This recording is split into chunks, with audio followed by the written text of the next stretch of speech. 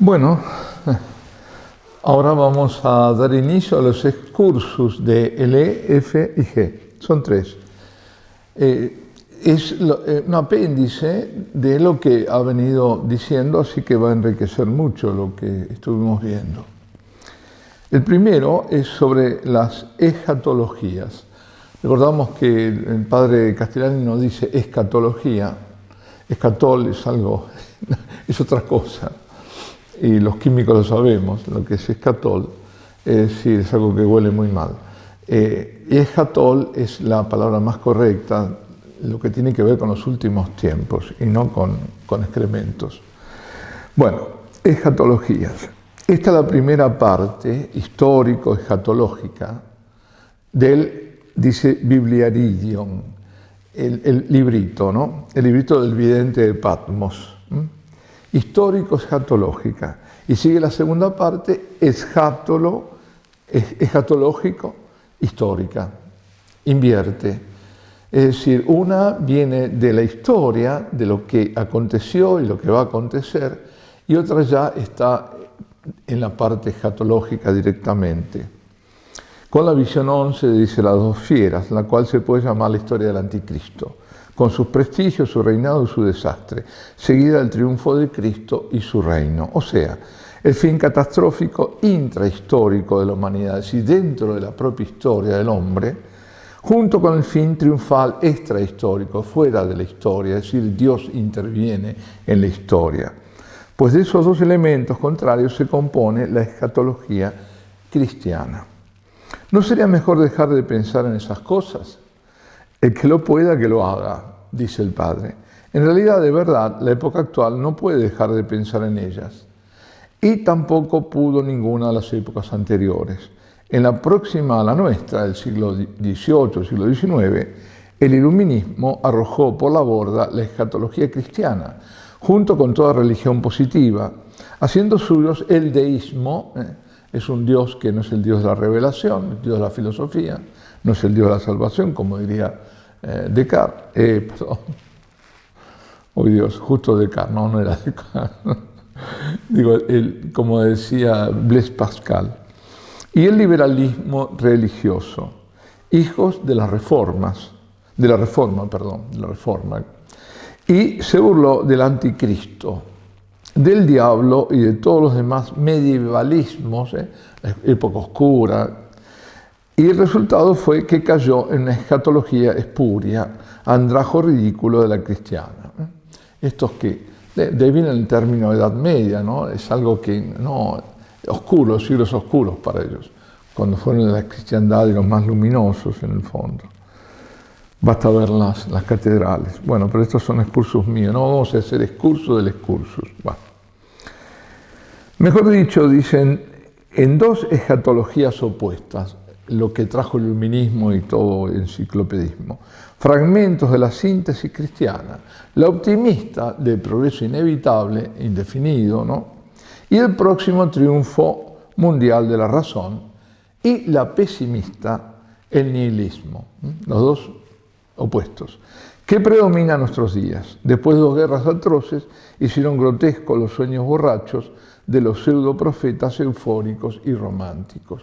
Pensemos que está en la década de 60, y ahí sobre todo ese nihilismo que fue el existencialismo, ¿no? Sartre y todo eso, ¿no? Producto de lo que había venido de la guerra, ¿no? Es decir, un gran pesimismo. Leer hoy día las profecías de Víctor Hugo acerca del nuevo milenio hace reír. La escatología cristiana está forjada de dos piezas contrarias y correspondientes que forman la historia sobrenatural del hombre. Las fuerzas intrahistóricas de la historia propia del hombre, ¿no? Dentro de la historia, que depende de su albedrío, el albedrío humano, de su elección. Y las intervenciones metahistóricas, más allá de la historia, de los planes inconmovibles de Dios, Dios que interviene. Aquí el anticristo y la parucía, como antes el diluvio y la redención. Estas dos piezas corresponden a la esencia creada del hombre. Ni él se ha dado la vida, ni la conserva con sus propias fuerzas, ¿quién nos mantiene en la vida? En la existencia de Dios, ¿no? Puede solamente orientar su movimiento incesante, la mano en el gobernalle y aguijoneado desde fuera, o por el bien o por el mal. Joseph Pieper, el filósofo, ha estudiado en su librito Über das Ende der Zeit, que creo fue traducido como el final de los tiempos, el resultado de la desintegración iluminista de la cosmovisión revelada.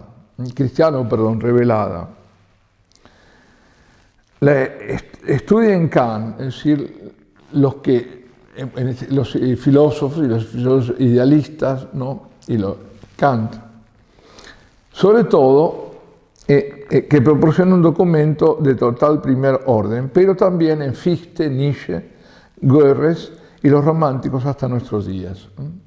Creyendo haberse librado de las repudiadas hechicerías de la superstición cristiana, lo que hicieron fue partirla en dos pedazos y llevar esos fragmentos al último extremo.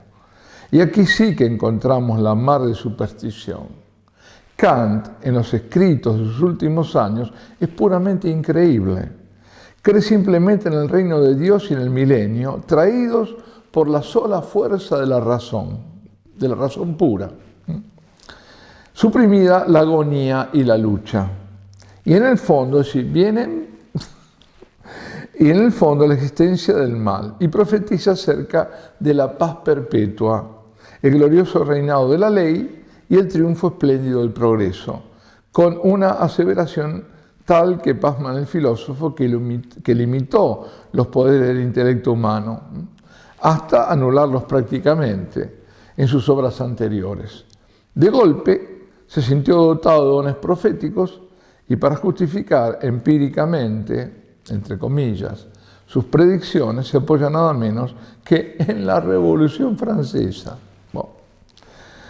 La contraparte de este optimismo desaforado y esta beatería atea, pensar que apoyarse en la Revolución Francesa para no sé, con todo lo terrible que tuvo para proyectar algo magnífico, un progreso indefinido y todo ese tipo de cosas. Dice, la contraparte de este optimismo desaforado y esta beatería atea surgió de los nihilistas Schopenhauer, Hartmann y Nietzsche, que heredaron el otro fragmento de la concepción cristiana, demasiado existenciales ellos, como dicen hoy, para cerrar los ojos a la existencia del mal y zambullirse en delirios de ebrios. Nietzsche vio la catástrofe impendente en el nihilismo europeo y su refugio desesperado en la esperanza del superhombre, la cual no es más que la programación del anticristo. Así, las dos partes inseparables de la teología fermentaron y se pudrieron en las manos de estos sedicentes antiteólogos. Hicieron teología mala. Y esas dos corrupciones ideológicas perduran en el ateísmo contemporáneo, esperando la hora que el anticristo las reúna en amalgama perversa.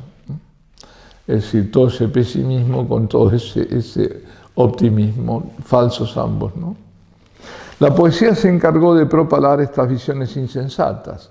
Victor Hugo puede darse como el cantor de la solución intrahistórica del movimiento de la humanidad. La solución dentro de la propia historia, dentro del hombre, ¿no? Que trae la solución. Y esta es su filosofía, si filosofía tiene, como Thibaudet opina, flaca filosofía en todo caso. Canta las nupcias de la humanidad y no del Cordero, en virtud del liberalismo y de esa religión informe del hombre, la libertad y el progreso, la cual se ha forjado, o sea, se la han forjado, más informe que los productos monstruosos del arte moderno. Pero sus delirantes ensueños milenísticos están recorridos por dentro de un oscuro pavor, como notó Paul Claudel, y puede verse a simple vista en su poemazo Religion et religions, Religions et religiones, que contiene su desdichado credo. Habla de Víctor Hugo, ¿no? Después viene la literatura de pesadilla, el Conde de Lautréamont, el Batek de Lord William Beckford, la fantasciencia de Wells, por ejemplo, que predomina en nuestros días, sin que elimine del todo su gemela y enemiga, la literatura, muy debilitada, eufórico-progresista. Predomina hoy la desesperación pagana. Cuando venga el anticristo, no necesitará más que tornar a Kant y Nietzsche como base programal de la religión autoidolátrica. Son sus profetas. En suma, escatología ha habido y habrá siempre, buena y mala. No se puede hacer ni pensar historia sin pensar en su fin, el cual en todo movimiento gobierna la dirección, es decir, todos vamos hacia un fin, ¿no?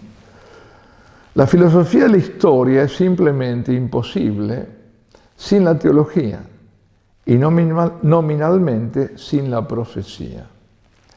Sin eso se convierte en una trivial sociología cultural, como llama Max Weber a la actual, que no entiende ni siquiera el pasado, no digamos el presente, y debe limitarse a hacer estudios pueriles acerca de la evolución del arte del retrato de la escuela holandesa, la historia del ballet ruso o la culpabilidad de Alemania en la guerra europea.